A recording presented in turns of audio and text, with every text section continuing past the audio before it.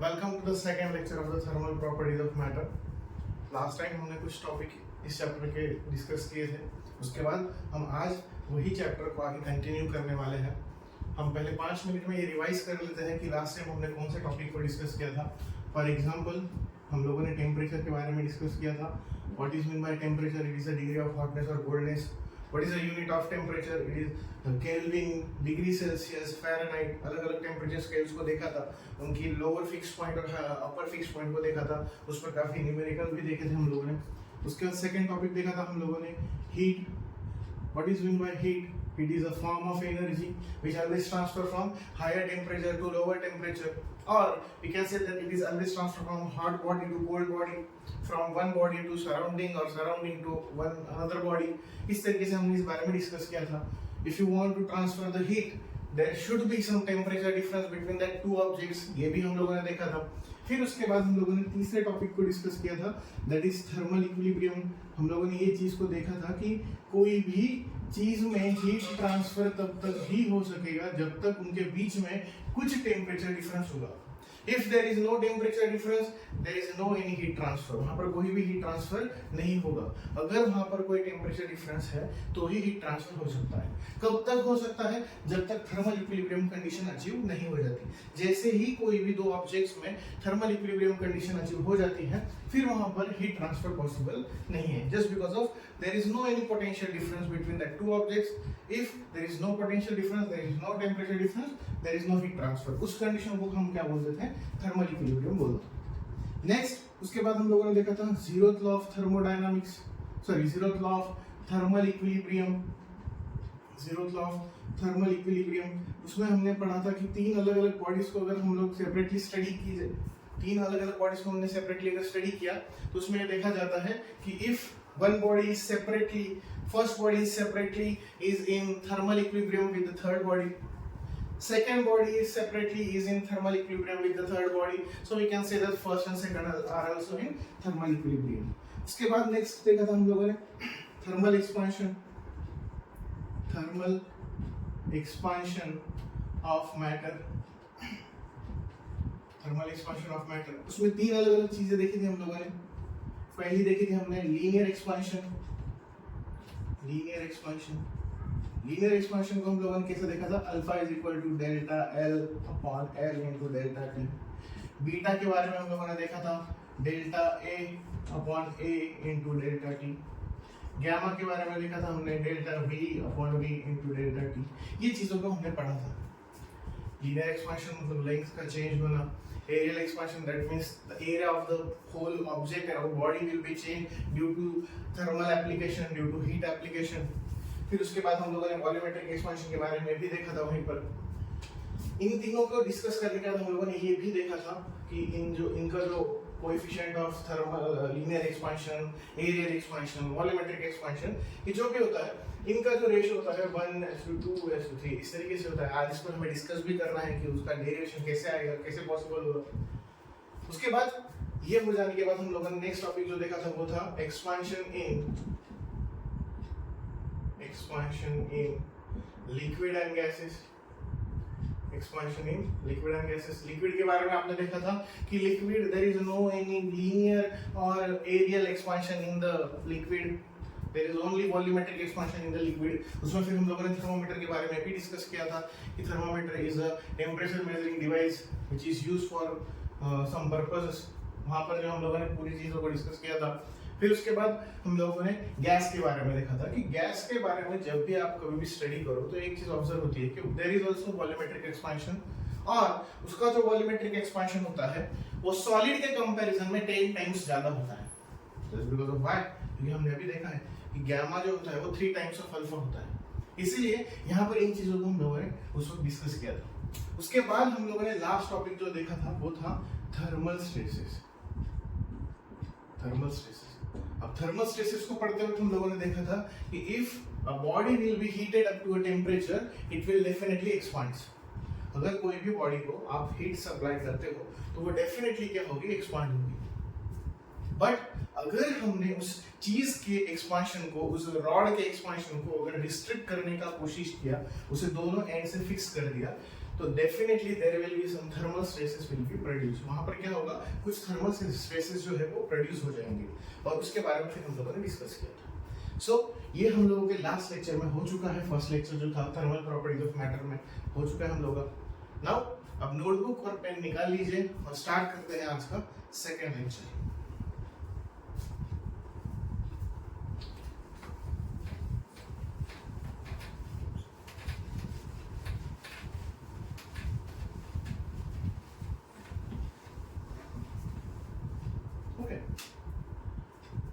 अब इसमें first topic आज देखेंगे हम लोग, relation between alpha and beta. Alpha मतलब क्या, कोएफिशिएंट ऑफ लीनियर एक्सपेंशन, और बीटा मतलब क्या, कोएफिशिएंट ऑफ एरियल एक्सपेंशन। हम लोगों को ऑलरेडी पता है कि क्या प्रूफ करना है हम लोगों को, beta is 2 times of alpha होता है, ये प्रूफ करना है, पर कैसे उसके बारे में डिस्कस करेंगे।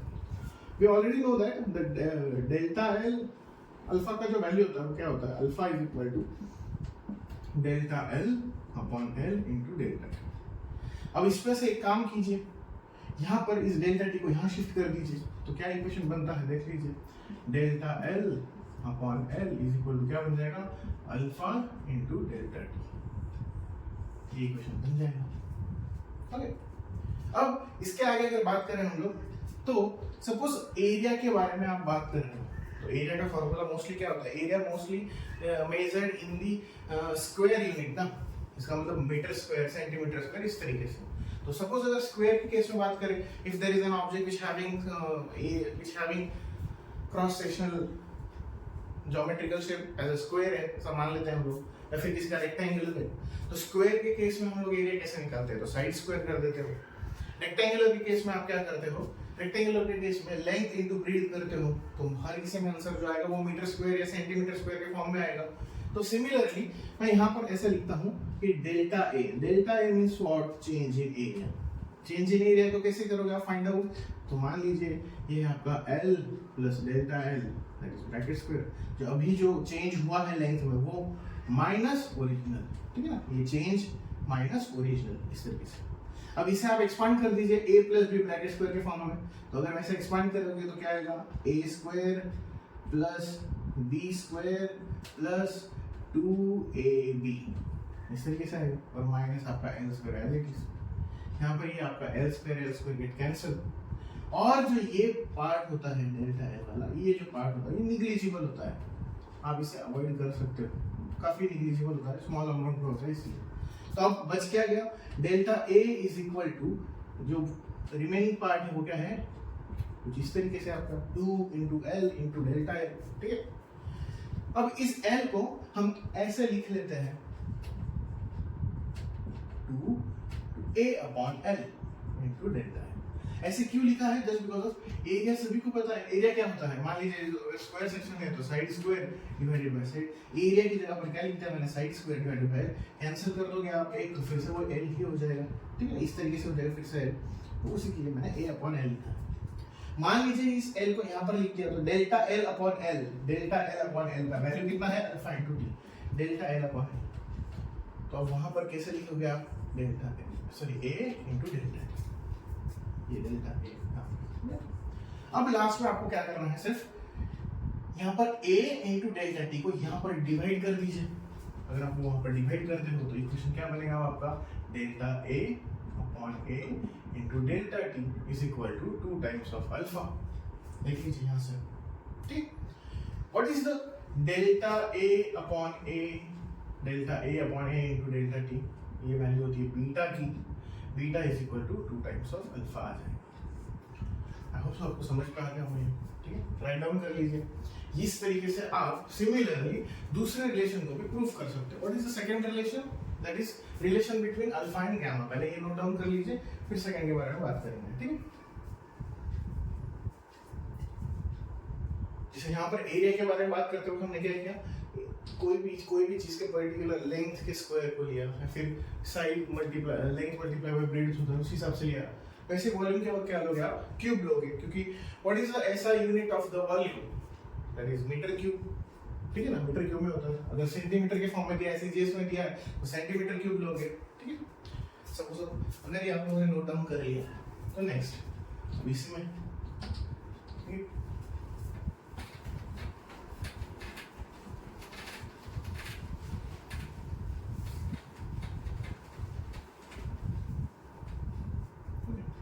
सेकेंड है relation between alpha and gamma. अब अल्फा और गामा के बारे में बात करेंगे, ठीक है। अब अल्फा और गामा के बारे में बात करते हुए फिर से वही चीज मान लीजिए मैं यहाँ पर अगर लिख देता हूँ कि what is mean by alpha, alpha is equal to delta L upon L into delta T. फिर से वही कर दीजिए, डेल्टा एल अपॉन एल का वैल्यू बता लीजिए, delta L upon L, delta L upon L क्या आ जाएगा, इसको यहाँ मल्टीप्लाई कर alpha into delta T. Okay, ये सबको लास्ट टाइम यही किया था हम लोगों ने। अब उसके बाद आपको क्या करना है, चेंज इन वॉल्यूम। मान लीजिए मैं यहाँ पर लिख देता हूँ चेंज इन वॉल्यूम। कैसे इंडिकेट करोगे, डेल्टा वी से। डेल्टा वी कैसे लिखोगे आप लोग, जैसे लास्ट टाइम स्क्वायर किया था, इस बार आपको क्यूब करना है, L plus delta L cube minus L cube. I hope समझ में आ रहा होगा आपको, ठीक है। वहां पर हम लोगों ने a plus B bracket square का फार्मूला यूज किया था, यहाँ पर a plus B bracket cube का फार्मूला यूज करना है आपको। What is a plus B bracket cube, okay, what is a plus B bracket cube, बताइए क्या होगा, l क्यूब प्लस मतलब a cube plus b cube plus 3a square b plus 3ab square, इस तरीके से होता है। अगर नहीं पता है तो मैं लिख देता हूँ a plus B bracket cube is equal to, क्या फार्मूला होता है, a cube plus b cube plus 3a square b plus 3ab square. हो गया ये। अब यहाँ पर भी वही होगा, आपका l क्यूब और l क्यूब कैंसिल है, ठीक है, l क्यूब और l क्यूब कैंसिल है। सेकेंड थिंग यहाँ पर फिर से ये जो डेल्टा एल का क्यूब है और यहाँ पर ये डेल्टा एल का स्क्वायर है, निगलिजिबल है, दोनों को क्या कर दीजिए, निगलेक्ट कर दीजिए। अब बच क्या गया आपका, delta V is equal to, क्या इक्वेशन आ रहा है, 3l स्क्वायर इंटू, जैसे लास्ट टाइम l को प्रूफ करने के लिए आपने क्या लिखा था, a अपॉन l, ताकि वही फिर से याद आ रहा था। यहाँ पर l स्क्वायर की जगह पर मैं कुछ इस तरीके से लिखता हूँ, delta v is equal to 3 into l square की जगह पर क्या लिखेंगे हम, v अपॉन l। क्यों लिखेंगे वो भी बता देता हूँ, ताकि वॉल्यूम इज व्हाट, इस मान लीजिए क्यूब है, क्यूब का वॉल्यूम कैसे निकालोगे, साइड क्यूब कर दोगे आप लोग, तो साइड क्यूब करेंगे मतलब कैसे, l क्यूब और डिवाइडेड बाय l जो लिखा है वो फिर से लीजिए, तो ये l क्यूब अपॉन l फिर से वही हो जाएगा, l स्क्वायर ही आएगा, ठीक है। अब delta l upon l, delta l upon l क्या वैल्यू आता है, alpha into delta t, delta v is equal to 3 into v into alpha into delta, ठीक है। अब हमें लास्ट चीज करनी है, v और डेल्टा t जो है यहाँ पर डिवाइड कर दीजिए आप, तो इक्वेशन क्या बन जाएगा आपका, delta v upon v into delta t is equal to 3 times of alpha. समझ में आ रहा है सभी को, 3 टाइम्स ऑफ अल्फा। अब उसके बाद क्या करना है, what is this delta v upon v into delta t, ये क्या होता है आपका gamma, gamma is equal to कितना आया, 3 टाइम्स ऑफ अल्फा, और यही तो हमें प्रूफ करना था, ठीक है ना। ये चीजें नोट डाउन कर लीजिए, 1 मिनट का वक्त देता हूँ।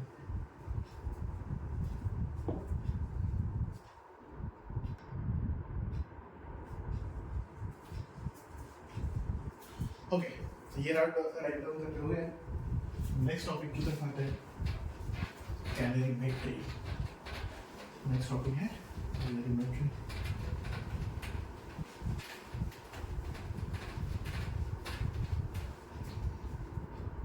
Okay, what is mean bye calorimetry, सबसे पहले तो उसके बारे में डिस्कस करते हैं, कैलोरीमेट्री होता क्या है।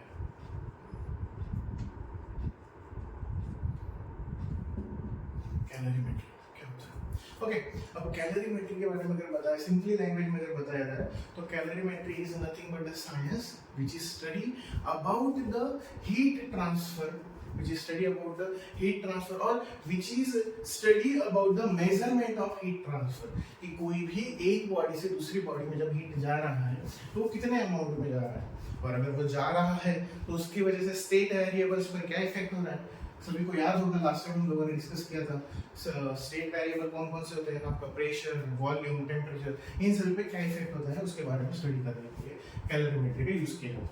यहाँ पर सिंपली लिख लिया जाए तो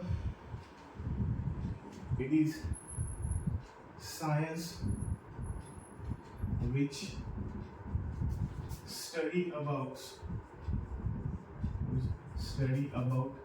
measurement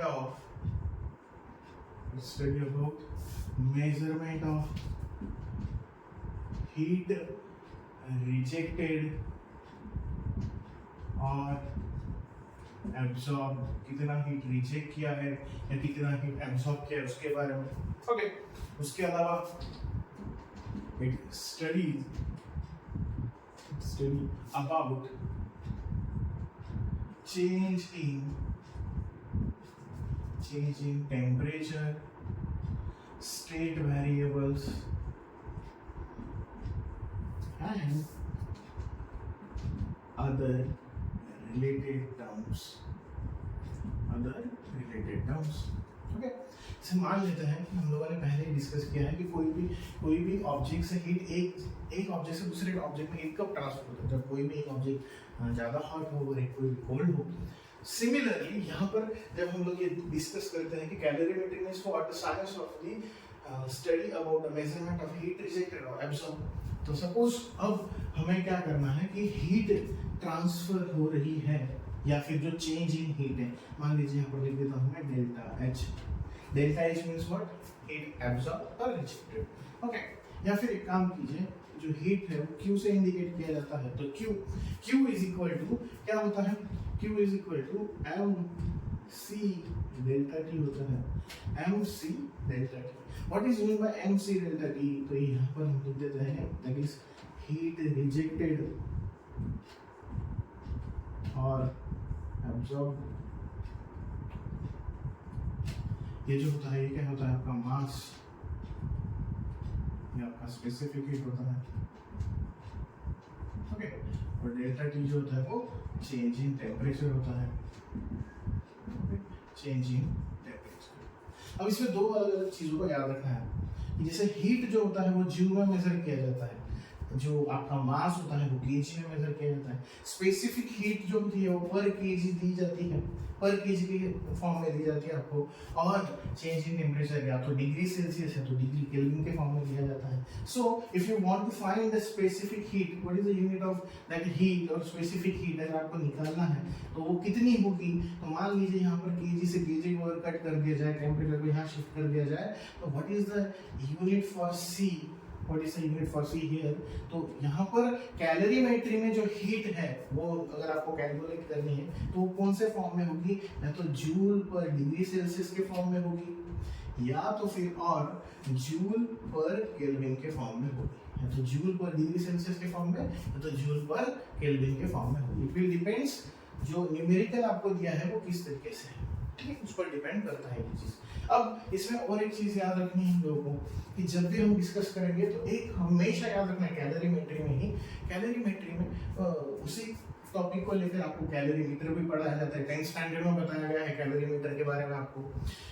उसमें सिंपली एक एक्सपेरिमेंट किया जाता है, एक पर्टिकुलर इंस्ट्रूमेंट होता है कैलोरीमीटर, जिसमें आप एक कोई भी सेक्शन में कंपार्टमेंट में हॉट ऑब्जेक्ट और दूसरे में कोल्ड ऑब्जेक्ट लिया जाता है, ठीक है। सिमिलरली वहां पर क्या किया जाता है, एक प्रिंसिपल को फॉलो किया जाता है, that means calorimeter is works on the principle of calorimetry. Calorimetry means what, the heat rejected by hot object, heat rejected by hot object is equal to heat gained by the cold object। सही है इतना। अब आप बोलोगे sir हो सकता है कि जरूरी नहीं है ना जितना हीट इसने रिजेक्ट किया हो उतना सभी का सभी कोल्ड ऑब्जेक्ट ने गेन किया हो, तो ऑब्वियसली ये अजम्पशन है, या फिर हम ऐसा कंसीडर करते हैं कि ये प्रिंसिपल ही है, हम जो हीट काउंट करेंगे वो in between that two objects ही होगा, उसके अलावा नहीं होगा। So we write here calorimeter. What is the calorimeter?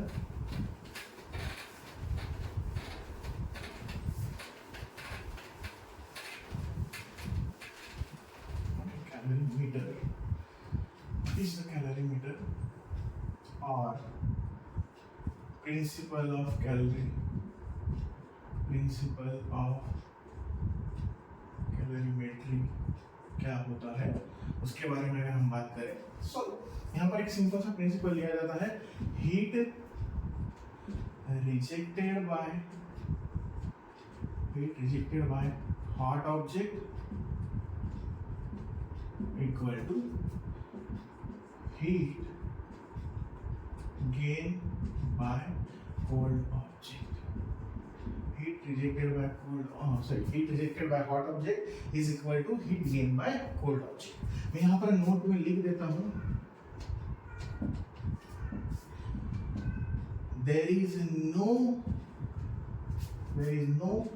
loss of heat in surrounding। यहाँ पर हम ऐसा कंसीडर करेंगे कि जितनी भी हीट है, यहाँ पर दो कंपार्टमेंट ड्रॉ कर लेते हैं, मान लीजिए कि ये दो अलग अलग कंपार्टमेंट है, यहाँ पर ए ऑब्जेक्ट और ये यहाँ पर बी, ठीक है।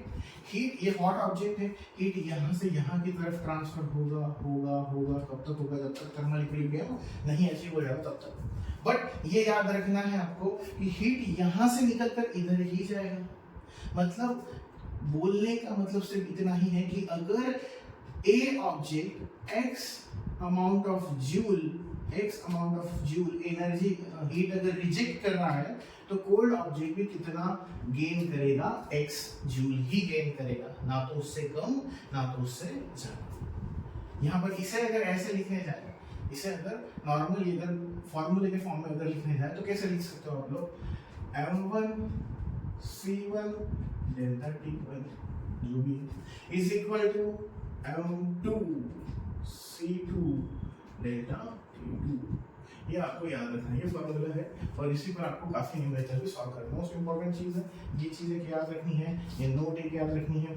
There is no loss of heat in surrounding, मतलब हीट सिर्फ एक दूसरे में ही चेंज होगी, दूसरे में चेंज नहीं होगी। एक एग्जांपल भी ले लेते हैं, मान लीजिए कि यहाँ पर कैलोरीमीटर में थर्मोमीटर का यूज किया जाता है ताकि आप कंटिन्यूअसली उस पर ऑब्जर्व कर सके कि जो हीट रिजेक्ट हो रहा है या फिर हीट गेन हो रहा है, वो उस हिसाब से टेम्परेचर कितना वैरी हो रहा है।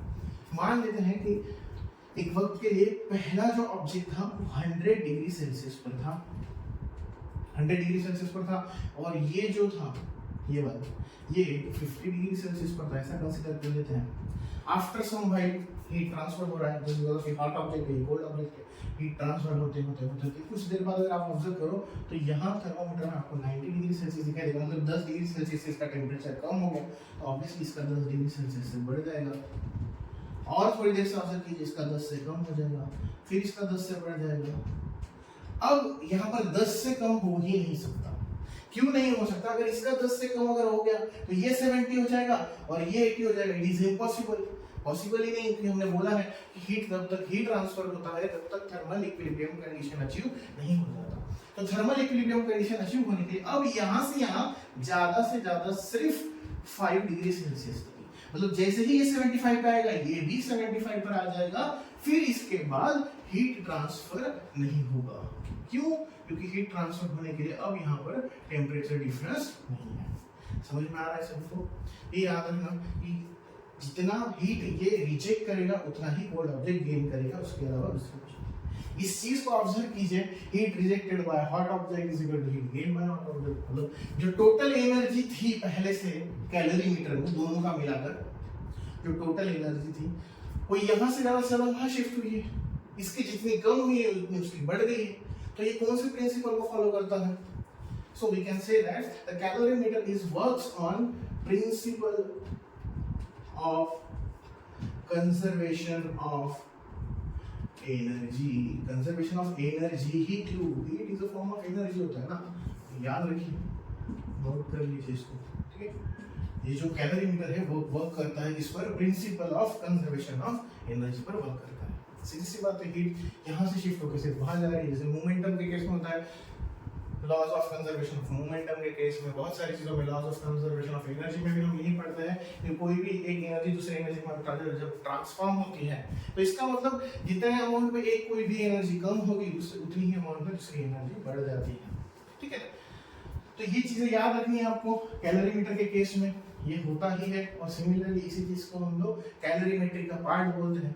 आई होप यहाँ तक आप लोगों को समझ में आ गया। कुछ डाउट है तो आप पूछ सकते हो कमेंट बॉक्स में या पर्सनली जो भी है, ठीक है।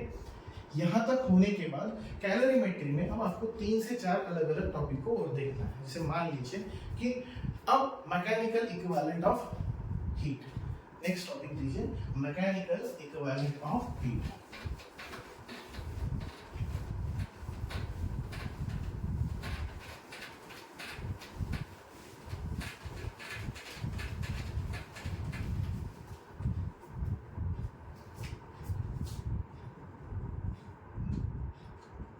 मैकेनिकल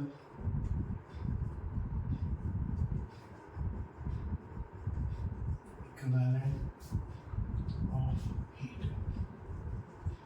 इसके लिए हमें जूल का एक एक्सपेरिमेंट था, उसे समझना जरूरी है। एक बार वो जूल का एक्सपेरिमेंट अगर आपको समझ में आ जाए तो ये टॉपिक आपके लिए काफी इजी हो जाता है। मैं थोड़ा रफ डायग्राम ड्रॉ करके यहाँ पर एक्सप्लेन करने की कोशिश करता हूँ। मान लीजिए कि देयर इज अ वेसल,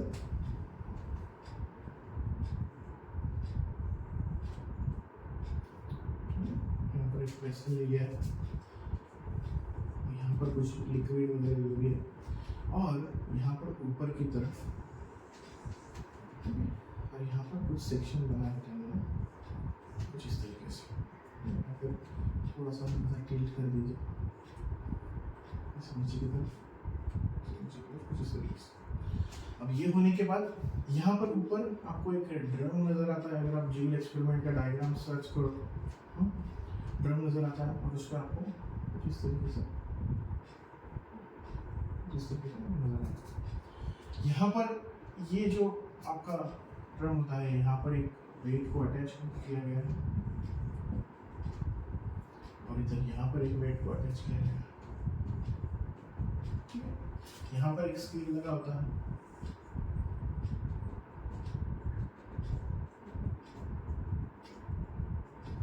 यहाँ पर भी एक स्क्रीन लगा होता है।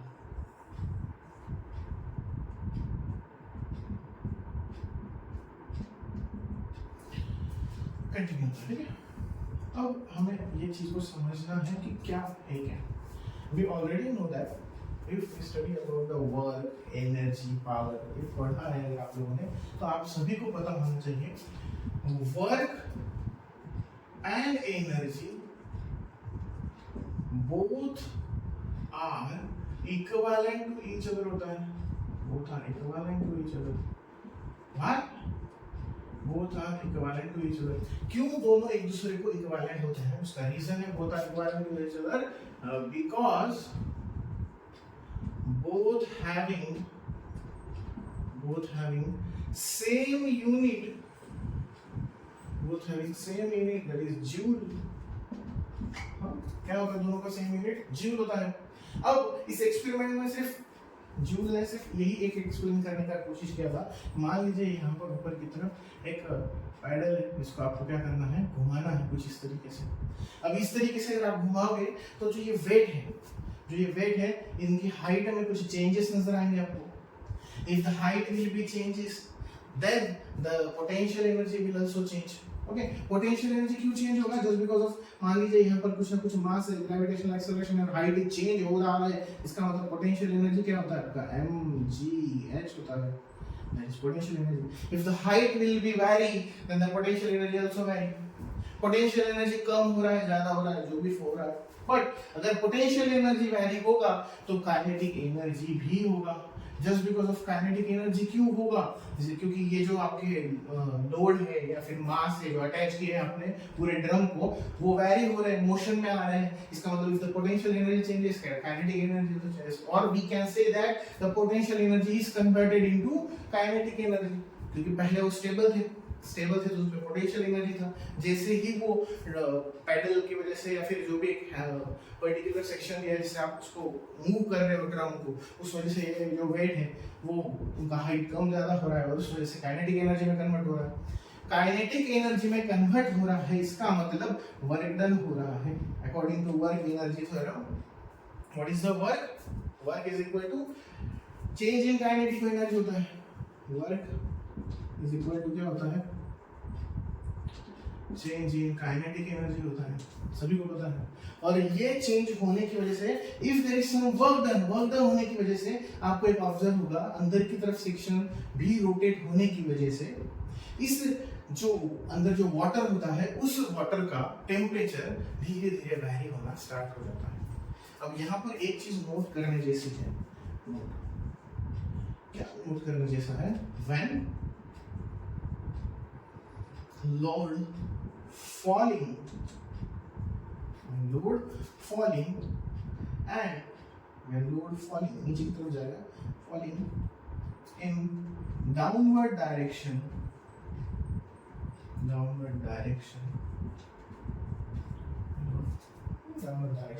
so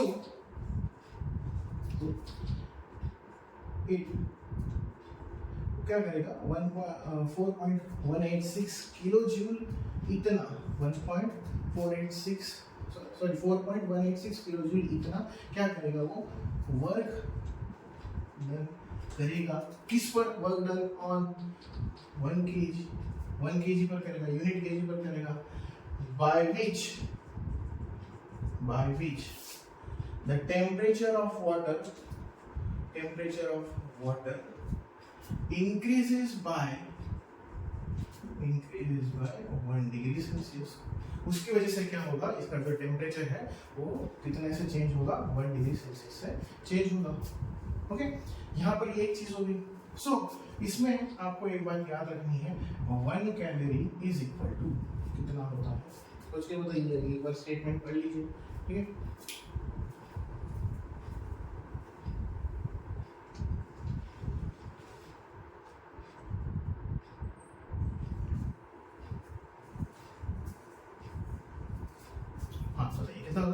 यहाँ पर दिया है आपका आंसर कितना होता है, 4.186 जूल।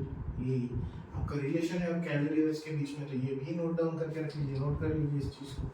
ठीक है, ये एक चीज होती है। ये है आपका मैकेनिकल इक्विवेलेंट ऑफ हीट। अब मैकेनिकल इक्विवेलेंट ऑफ हीट को कैसे लिखते हैं वो भी बता देता हूँ मैथमेटिकल फॉर्म में। J is equal to W upon Q. What is the W? That is work. What is the Q? That is heat. What is the J? Mechanical equivalent of heat होता है, mechanical equivalent of heat होगा, ये note down कर लीजिए। ठीक है, mechanical equivalent of heat होता है। ओके, और इसके यूनिट के बारे में अगर बात करें तो इसका यूनिट जो होता है वो क्या होता है, जूल पर कैलोरी। ओके, ये होता है, ये इस चीज़ों को नोट कर लीजिए, मैकेनिकल इक्विवेलेंट ऑफ हीट। ये एक्सपेरिमेंट बहुत इंपॉर्टेंट है, सभी को ये एक चीज़ पता होनी चाहिए, जो 1 कैलोरी इज इक्वल टू आपका जो रिलेशन आया है वो कहाँ से आया है, तो ये इस चीज़ पर से आया है। ओके, ये हिस्ट्री है इस चीज़ के पीछे की, नोट डाउन कर लीजिए। नेक्स्ट टॉपिक पर आते हैं।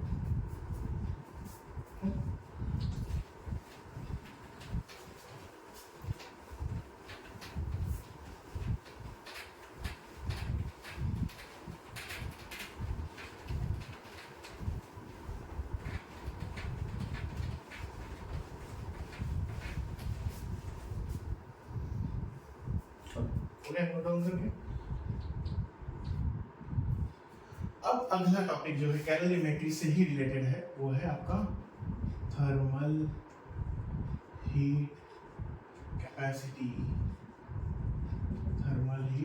बहुत इंटरेस्टिंग टॉपिक। यहाँ से आने वाले दोनों तीनों टॉपिक नियर अबाउट सेम है, बस आपको दोनों तीनों के बीच के छोटे छोटे डिफरेंस जो है वो पता होना जरूरी है। थर्मल हीट कैपेसिटी, अब इस चीज को समझने के लिए ऐसे एक्चुअली नॉर्मली डेफिनेशन बोला जाए तो शायद बहुत आसानी से किसी को भी समझ में आ जाएगा। The amount of heat required to change the temperature of a system of a body by 1 और bye unit degree.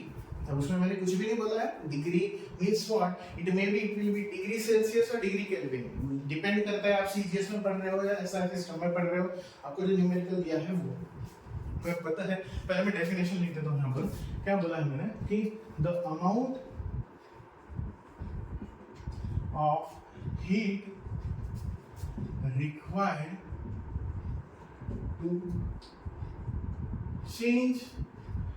Change the temperature of a body or system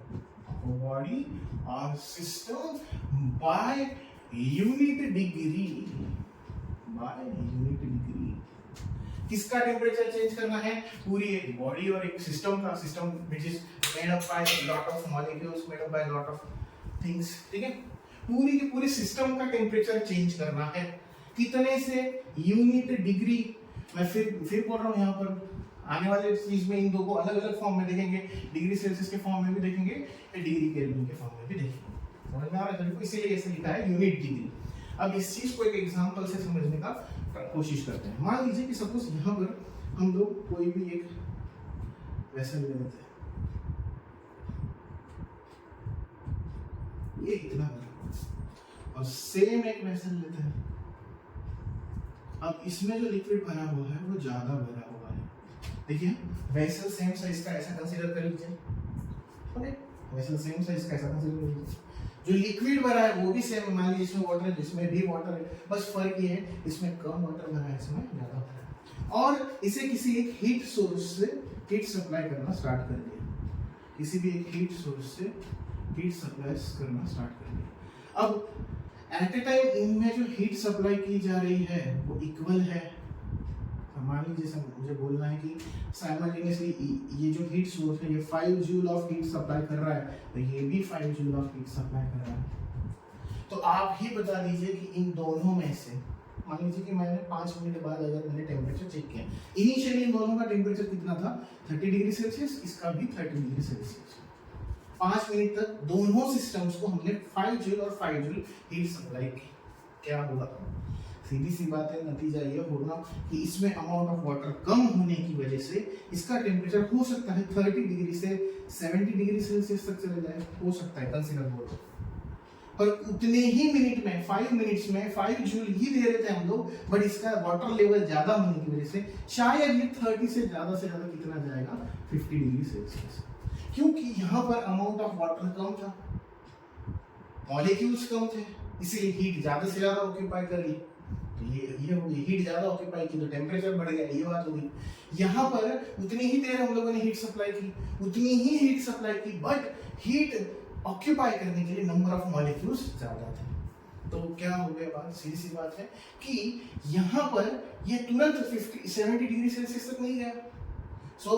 अगर आपको इसे 70 डिग्री सेल्सियस पर लेके जाना है तो दो ऑप्शन है आपके पास। एक तो या तो इसका यहाँ से हीट सोर्स की जो इंटेंसिटी वो बढ़ा दीजिए, 5 की जगह पर 7 या 10 कर दीजिए, जो भी, तो शायद वो 70 डिग्री सेल्सियस तक आ जाएगी, आप ज्यादा हीट सप्लाई कर रहे हो। या फिर दूसरा ऑप्शन है कि इसका जो हीट सोर्स है वो ऑफ कर दीजिए, ये ऑफ कर दीजिए। ये अगर ऑफ कर दिया तो और इसे 5 मिनट की जगह 10 मिनट तक चलने दीजिए, तो शायद फिर इसका टेम्परेचर भी 50 से कितना हो जाएगा? 70। पर दोनों केसेस में, फर्स्ट केस में अगर आप उसे ऑफ कर देते हो और इसे सप्लाई देते हो, मतलब ओवरऑल बात तो वही हुई कि आपको इसे ज्यादा हीट देनी पड़ी 70 डिग्री सेल्सियस तक जाने के लिए। दूसरे केस में ऑफ नहीं किया, मान इसका इंटेंसिटी बढ़ा दिया, फिर भी वही कंक्लूजन आया कि if you want to increase the temperature of this system you should be supply more heat. इसका मतलब इनमें हम कंक्लूजन ये निकाल सकते हैं, सपोज ये ए सिस्टम है और ये बी सिस्टम है, so we can say that the thermal heat capacity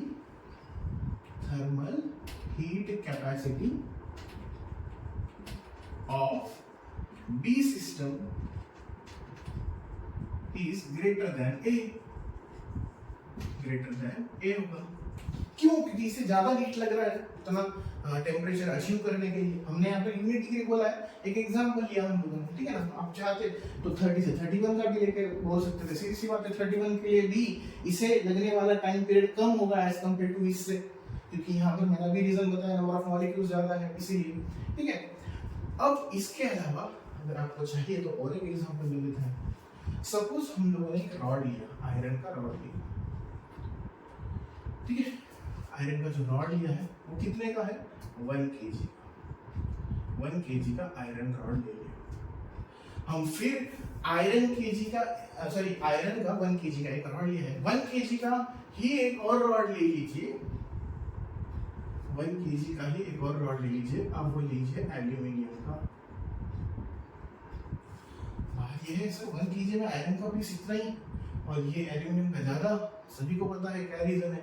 density का फर्क होने की वजह से 1 kg में एल्यूमिनियम का अमाउंट ज्यादा आएगा एज कंपेयर टू आयरन से, सभी को पता है।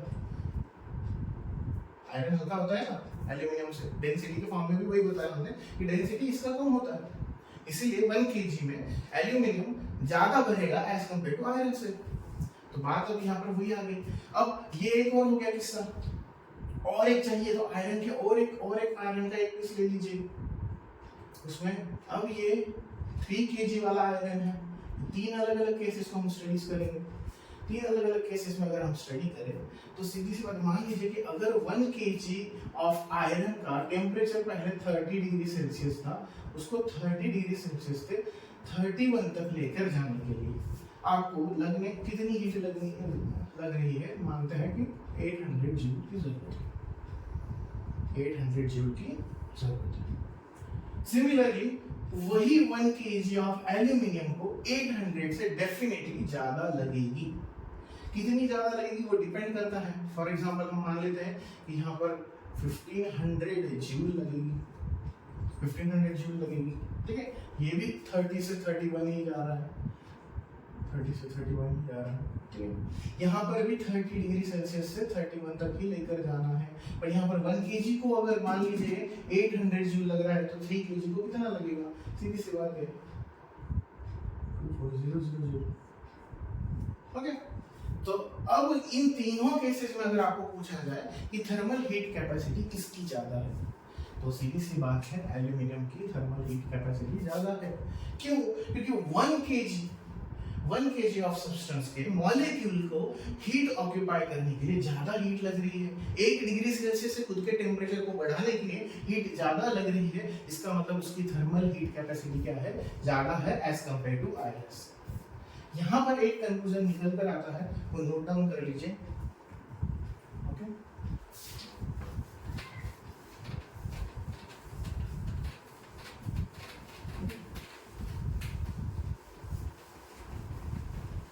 नोट करने जैसी बात क्या है, नोट करने वाली बात है। The material which having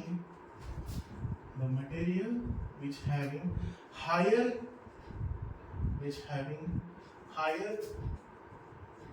thermal heat capacity, जिसकी थर्मल हीट कैपेसिटी ज्यादा होगी, the material which having higher thermal heat capacity, the material which having higher thermal heat capacity requires more time to achieve a temperature और cools down। दोनों चीजों का मतलब क्या बोलने का मतलब ये है कि requires more time to achieve a temperature और cools down, कि जिसकी ये चीज बहुत इंपॉर्टेंट है। बच्चों को इसका मीनिंग समझ में नहीं आता, सिर्फ आप लोग डेफिनेशन रख लेते हो, पर क्या होता है हमें इस चीज का मीनिंग पता ही नहीं होता। तो ये याद रखना कि कोई भी चीज अगर थर्मल हीट जो होती है, जो थर्मल हीट कैपेसिटी होती है, वो अगर ज्यादा हो तो उस चीज को गर्म होने में वक्त ज्यादा लगेगा, एज वेल एज उसे ठंडा होने में भी वक्त ज्यादा लगेगा। अगर लोअर थर्मल हीट कैपेसिटी है तो जल्दी हीट अचीव कर लेगा, जल्दी टेम्परेचर अचीव कर लेगा और ठंडा भी जल्दी हो जाएगा। तो ये चीज बहुत इंपॉर्टेंट है। एग्जांपल भी बता देता हूँ आप लोगों को, हाई थर्मल हीट कैपेसिटी वाले जो सब्सटेंस है, एग्जांपल वाटर ले लीजिए आप, या फिर कंक्रीट ले लीजिए। अब इस केस में कंक्रीट का एक बेस्ट एग्जांपल मोस्टली आप लोगों ने देखा होगा कि जितने भी हम लोग हाउस वगैरह देखते हैं, हाँ, जो पूरी तरीके से कंक्रीट वगैरह से बने होते हैं, इन्हें हीट होने के लिए वक्त ज़्यादा लगता है। अभी समर सीजन में अगर आप लोग ऑब्जर्व करें, जितना ज़्यादा घर ऊपर की इस पर होगा, मान लीजिए 2nd फ्लोर 3rd फ्लोर, जितना ज़्यादा ऊपर होगा उतना ज़्यादा वो हीट ऑक्यूपाई करेगा, क्योंकि उसका सरफेस एरिया ज़्यादा से ज़्यादा सन रेडिएशन एक्सपोज हो रहा है इसके लिए। तो हीट जल्दी नहीं होगा जस्ट बिकॉज ऑफ कंक्रीट से बना है, पर एक बार अगर वो हीट हो गया तो याद रखना आफ्टर सनसेट भी वो घर की जो वॉल्स वगैरह है वो काफ़ी वार्म नजर आएगी, वो काफ़ी वार्म फील होंगी, जस्ट बिकॉज ऑफ क्यों, क्योंकि कंक्रीट से बने होने की वजह से वो देरी से हीट हुई, ये ठीक था, बट वो देरी तक हीट ऑक्यूपाई भी करके रखेंगी, जल्दी कूल डाउन नहीं होंगी। इसीलिए याद रखना है कि जिसकी थर्मल हीट कैपेसिटी ज़्यादा होती है वो गर्म भी काफ़ी वक्त से होता है, पर वो ठंडा भी काफ़ी वक्त बाद होता है, काफ़ी स्लो प्रोसेस होती है वो, ठीक है, इस तरीके से। अब अगर ये चीज़ आपको समझ में आ गई है तो नेक्स्ट टॉपिक पर आते हैं, molar heat capacity. Molar heat capacity, okay, molar heat capacity. अब इसमें क्या होता है कि सपोज मैं अगर कोई भी एक सिस्टम ले लूं, अब last time thermal heat capacity में मैंने क्या बोला था डेफिनेशन में, if you want to increase the temperature of a system, यहाँ पर मैं बोलूंगा if you want to increase the temperature of unit mole of a substance, ठीक है, मैं यहाँ पर लिख देता हूँ the amount of heat, the amount of heat required to increase the temperature, the amount of heat required to increase the temperature of unit mole of substance by unit mole of substance by unit degree. इसमें भी मैं unit degree ही mention कर रहा हूँ, क्यों? क्योंकि उसमें भी आप चाहो तो डिग्री सेल्सियस के फॉर्म में भी लिख सकते हो या फिर डिग्री केल्विन के फॉर्म में भी लिख सकते हो। So amount of heat required to increase the temperature of unit mole of substance, यहाँ पर इस चीज को अंडरलाइन करके रखिए, वहां पर पूरी की पूरी बॉडी या सिस्टम को हीट करना था, यहाँ पर यूनिट मोल ऑफ सब्सटेंस का temperature by unit degree Celsius से बढ़ाना है। जैसे कोई भी एक particular mole amount of mole लिया है आपने और उसका टेम्परेचर मान लीजिए 30 डिग्री सेल्सियस है तो 31 करना है, या फिर 40 है तो 41 करना है, 42 करना है, तो कितना हीट रिक्वायर्ड होगा उसे उसके मोलर हीट कैपेसिटी बोला जाता है। सभी को पता होगा 1 मोल मतलब कितना होता है, what is 1 mole, here word 6.022 into 10⁻³ sorry 10⁻23, इसे एवोगैड्रो नंबर भी बोला जाता है, याद होगा सभी को ये चीज, ठीक है। तो इस हिसाब से आपको इसके लिए भी ये चीज कैलकुलेट करनी होती है। यहाँ पर मोलर स्पेसिफिक हीट में दो चीजें आती हैं, एक heat at constant volume and दूसरा होता है at constant pressure, at constant pressure, okay. ये नोट डाउन कर लीजिए पहले, ठीक है, फिर इसके बारे में देखेंगे कि क्या बोला जाता है, ठीक है। यहाँ पर दो टाइप के मोलर स्पेसिफिक हीट होती है, एक होती है हीट एट कांस्टेंट वॉल्यूम और दूसरी होती है हीट एट कांस्टेंट प्रेशर। इसे इंडिकेट किया जाता है CV से और इसे इंडिकेट किया जाता है CP से। नोट डाउन कर लीजिए।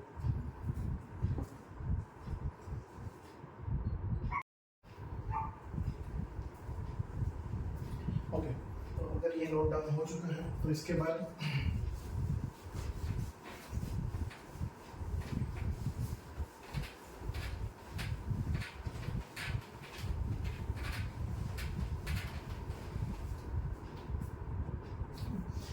हम लोगों ने बोला कि molar heat capacity are divided into two categories, means heat capacity eight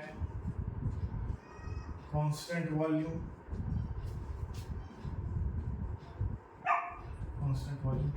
अब इसके बारे में अगर बात करें सिमिलर सी बात है, क्या करेंगे, the amount of heat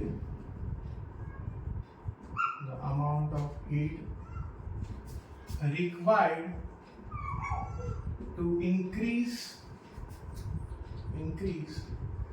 the temperature of unit mole by unit degree at constant volume, मुझे क्या करना है, मतलब हीट करना है, एक यूनिट मास को हीट करना है, उसका टेम्परेचर यूनिट डिग्री से मतलब 1 डिग्री सेल्सियस से या 1 डिग्री केल्विन से बढ़ाना भी है, but at constant volume. Example हम बोल सकते हैं heating of substance, heating of substance in closed container। कोई भी एक क्लोज कंटेनर ले लीजिए जिसमें आप कुछ भी बना रहे हो, कुछ भी कोई भी चीज को हीट कर रहे हो, कुछ कुक कर रहे हो, तो क्लोज कंटेनर में आप अगर बना रहे हो तो वो पार्ट ऑफ कांस्टेंट वॉल्यूम हो जाता है, ठीक है ना। It is indicated by CV, CV से इंडिकेट किया जाता है। जैसे मान लो अभी हम अगर फार्मूला लिखा था Q is equal to M C delta T, तो यहाँ पर इसके वक्त कैसे लिखेंगे, Q is equal to M C V delta T, इस तरीके से लिखेंगे, ठीक है। ये एक पार्ट हो गया।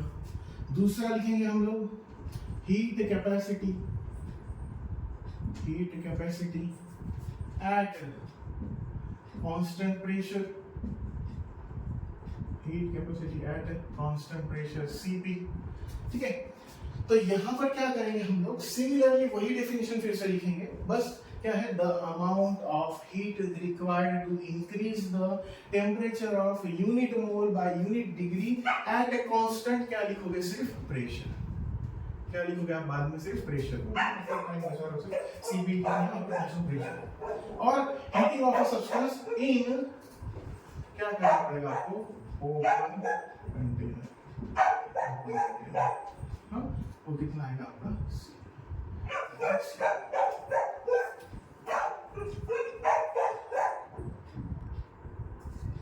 ओके। तो क्या हुआ, heat capacity at constant volume की जगह पर क्लास को कांस्टेंट वॉल्यूम करना है, और प्रेशर की जगह पर constant pressure Cp, for example open container. इन दोनों के बारे में अगर बात करें, molar heat capacity, molar heat capacity, अगर इसके लिए अगर आपको फॉर्मूला निकालना है तो वो कैसा है फॉर्मूला, तो Q upon mu into delta T, mu that means mole के फॉर्म में है इसलिए, तो इसके हिसाब से अगर देखा जाए तो हीट का यूनिट क्या हुआ, जूल, क्या आएगा आपका मोल, और मान लीजिए कि ये डिग्री सेल्सियस है तो डिग्री सेल्सियस, जूल पर मोल पर डिग्री सेल्सियस, और जूल पर मोल पर डिग्री केल्विन इस फॉर्म में होगा। तो ये आपको याद रखना है, ये इनके क्या होंगे, यूनिट होंगे। अगर कैलोरी में दी है हीट तो कैलोरी आ जाएगा यहाँ पर, बस और कुछ भी नहीं। तो ये आपके ऐसा यूनिट होंगे फॉर मोलार हीट कैपेसिटी, ये नोट डाउन कर लीजिए। अब इसके बाद नेक्स्ट टॉपिक आता है specific heat.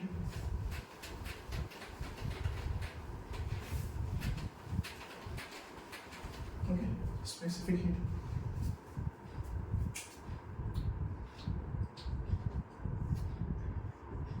Specific heat capacity,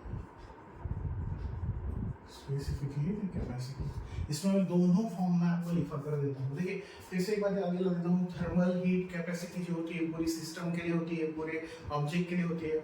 मोल वाली जो थी मोलर हीट कैपेसिटी वो यूनिट मोल के लिए थी। अब यहाँ पर ये जो हीट स्पेसिफिक हीट कैपेसिटी है वो दोनों फॉर्म में मैं लिखा देता हूँ। ऐसा यूनिट के फॉर्म में अगर लिखेंगे तो कैसे लिखेंगे, the amount of heat required to increase the temperature of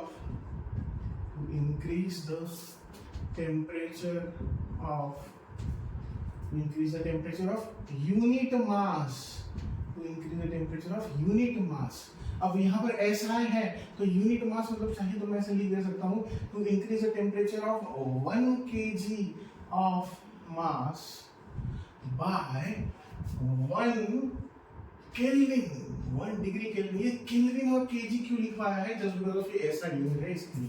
मान लो कि अगर कोई सब्सटेंस 1 केजी का ले लिया, उसका टेम्परेचर आपको 1 केल्विन से अगर बढ़ाना है तो उसके लिए लगने वाली हीट को आप बोलोगे स्पेसिफिक हीट। तो उसके लिए भी फार्मूला आपने अभी जैसे लिखा वैसे ही लिखना है, C इज इक्वल टू, आपको कन्वर्ट करना है Q is equal to MC delta T और उसके हिसाब से बनाना है Q is equal to MC delta T। C के लिए बनाना है तो इनको यहाँ शिफ्ट कर दीजिए, C इज इक्वल टू क्या बन जाएगा आपका Q upon M into delta T। फिलहाल हम लोग ऐसा यूनिट के हिसाब से लिख रहे हैं, इसके लिए क्या आएगा, जूल मास, केजी में है, जूल पर केजी पर केल्विन, इस तरीके से आएगा, ठीक है। और यही डेफिनेशन अगर आप सीजीएस फॉर्म में लिखते हो तो सीजीएस फॉर्म में कैसे आएगा, the amount of heat required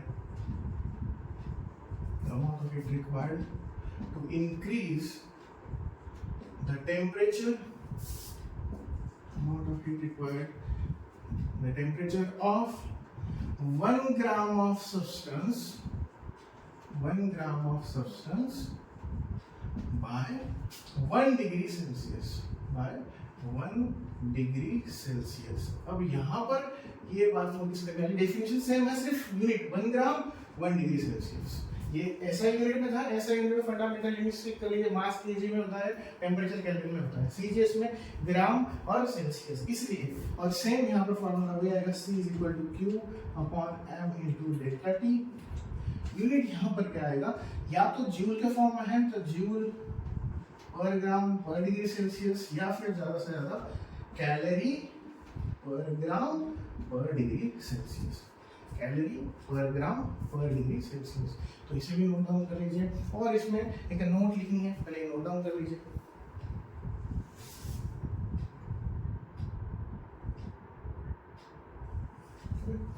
यहाँ पर नोट लिख लीजिए। आइस के लिए जो आपकी स्पेसिफिक हीट कैपेसिटी होती है आइस के लिए, वो कितनी होती है, 500 कैलोरी पर ग्राम पर डिग्री सेल्सियस। और वाटर के लिए जो होती है, वाटर के लिए कितनी होती है, 1000 कैलोरी पर ग्राम पर डिग्री सेल्सियस। ये आपको याद रखना है ताकि न्यूमेरिकल में सॉल्व करते वक्त आपको हेल्प हो सके। इस चीज को नोट डाउन करके, ठीक है। अगर हो गया है, नेक्स्ट टॉपिक की तरफ आते हैं, हमारे इस चैप्टर के, सॉरी इस लेक्चर के लास्ट टॉपिक पर आते हैं। ये सब हो गया कैलोरीमेट्री का फॉर्म, कैलोरीमेट्री में आने वाले अलग अलग रिलेटेड टॉपिक्स।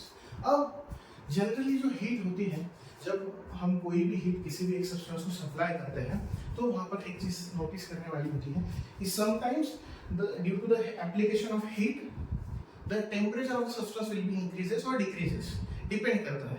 अगर आप हीट सप्लाई करते हो, ऑब्जेक्ट अगर हीट एब्जॉर्ब करता है तो उसका टेम्परेचर बढ़ेगा, हीट बढ़ रहा है, टेम्परेचर बढ़ रहा है, वो हीट एब्जॉर्ब कर रहा है इसलिए। But if the heat will be rejected, अगर हीट रिजेक्ट कर रहा है, हीट को वो रिजेक्ट कर रहा है, एब्जॉर्ब नहीं कर रहा है, हाँ, तो वो उसका टेम्परेचर बढ़ेगा नहीं, क्या होगा, कम हो जाएगा, ठीक है ना। तो कई बार टेम्परेचर या तो सिर्फ बढ़ता है या तो सिर्फ कम होता है, पर कई बार ऐसा होता है कि टेम्परेचर बढ़ने या कम होने की वजह से उस सब्सटेंस का फॉर्म, उसकी स्टेट चेंज हो जाती है। तो उस वजह से हीट को दो पार्ट में डिवाइड कर दिया जाता है। हीट यहाँ पर हीट को हम दो पार्ट में डिवाइड कर देंगे। एक होता है आपका सेंसिबल हीट, सेंसिबल हीट, पहले इसके बारे में देख लेते हैं हम लोग। What is the sensible heat? The heat by which the temperature of substance will be increase or decrease, without phase transformation,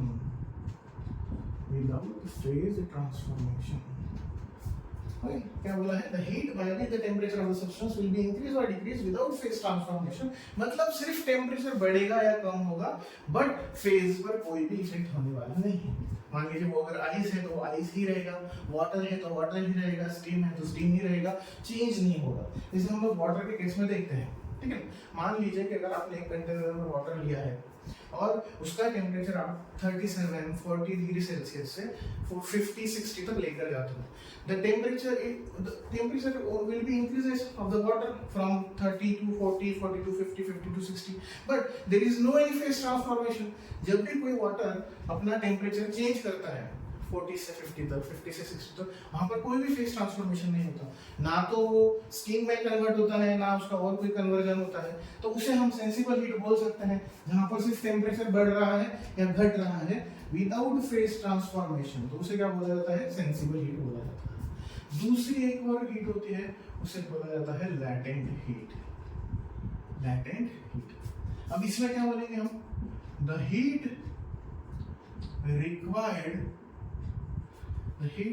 required to or sorry, the heat by which the temperature of substance will be vary with temperature भी बढ़ेगा या घटेगा, very with phase transformation. सिर्फ temperature बढ़ेगा या कम नहीं होगा, उसके अलावा और क्या होगा, फेज भी चेंज हो जाएगा। तो उसे क्या बोला जाता है, लैटेंट हीट बोला जाता है। इसमें एक होता है लैटेंट हीट ऑफ फ्यूजन। इसमें इजी लैंग्वेज में बता दूं तो जब सॉलिड से लिक्विड में कन्वर्ट होता है या लिक्विड से सॉलिड में कन्वर्ट होता है तो उसे क्या बोला जाता है, मान लीजिए कि यहाँ पर एक सॉलिड सब्सटेंस है और आपने हीट सप्लाई कर दी, ओके, हीट एब्जॉर्ब। अगर कोई सॉलिड हीट एब्जॉर्ब करेगा, मान लो आइस है, एग्जांपल लिख देता हूँ मैं यहाँ पर, आइस को आप हीट दोगे, आफ्टर पर्टिकुलर टाइम इंटरवल क्या हो जाएगा, उसका स्टेट चेंज हो जाएगा। तो वो कौन सी है, लैटेंट हीट हुई, latent heat of fusion. Solid किसमें कन्वर्ट हो गया, लिक्विड में। या फिर मान लीजिए कि हीट एब्जॉर्ब नहीं की है, हीट रिजेक्ट की है उसने, हीट रिजेक्ट, तो किसमें से किसमें कन्वर्ट हो गया, अब वो कन्वर्ट हो गया लिक्विड से सॉलिड में, तो उसे बोला जाता है लैटेंट हीट ऑफ फ्यूजन। और एक इसमें होता है लैटेंट हीट ऑफ वेपराइजेशन,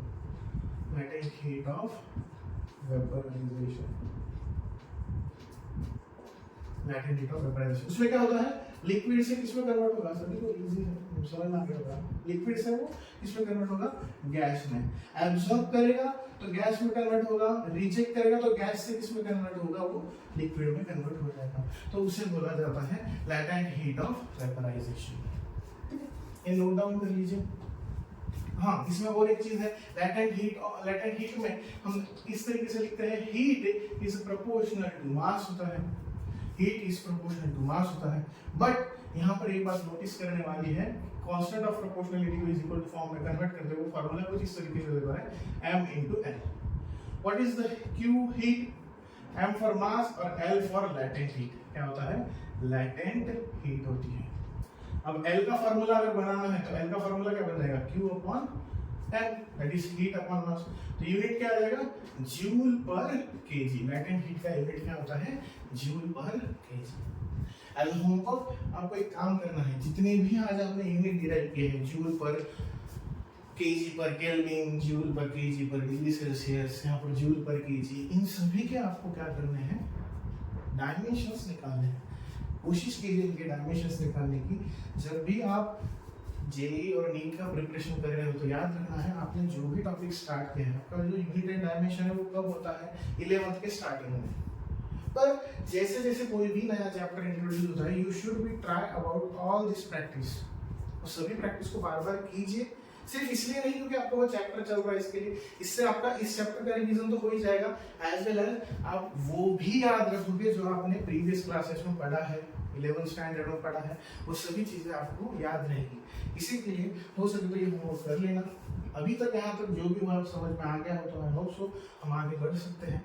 अभी के लिए इस लेक्चर में इतना ही है। इस टॉपिक पर और आने वाले टॉपिक्स पर न्यूमेरिकल हम नेक्स्ट लेक्चर में लेंगे। अभी तक के लिए यहाँ पर जो भी हुआ सेकेंड लेक्चर में, इसमें कुछ भी डाउट हो तो आप लोग कमेंट बॉक्स में बता सकते हैं, हम थर्ड लेक्चर में उस चीज़ को डिस्कस करेंगे। Okay, thank you.